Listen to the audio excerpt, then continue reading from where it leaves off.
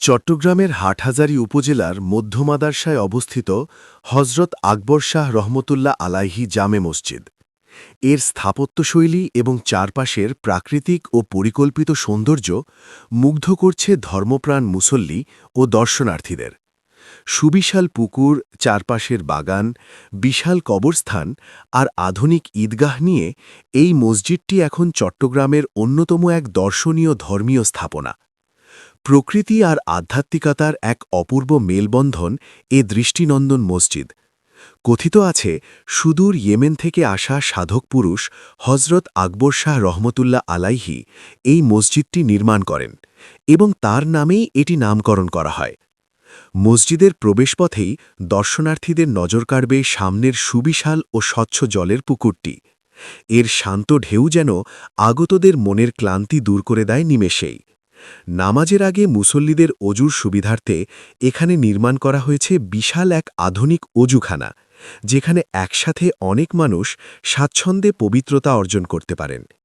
একজন দর্শনার্থী বলেন, আমি প্রথমবার এখানে নামাজ পড়তে আসলাম। জায়গাটা খুব শান্ত, পুকুর আর বাগান মিলিয়ে একদম মন জুড়িয়ে যায়। বিশেষ করে অজুখানাটা খুব ভালো লেগেছে, অনেক বড় আর পরিষ্কার।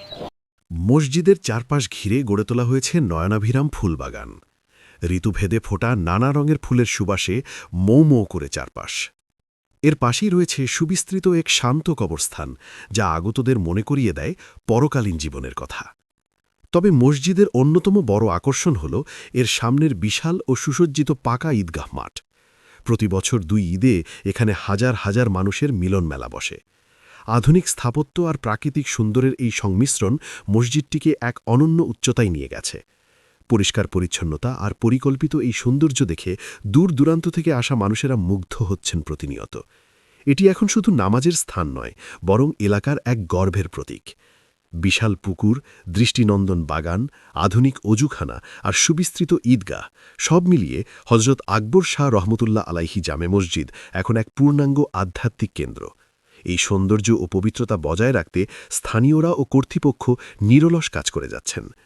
আপনার এলাকায় যদি এমন কোনো দৃষ্টিনন্দন স্থাপনা থেকে থাকে, কমেন্ট করে জানাতে পারেন।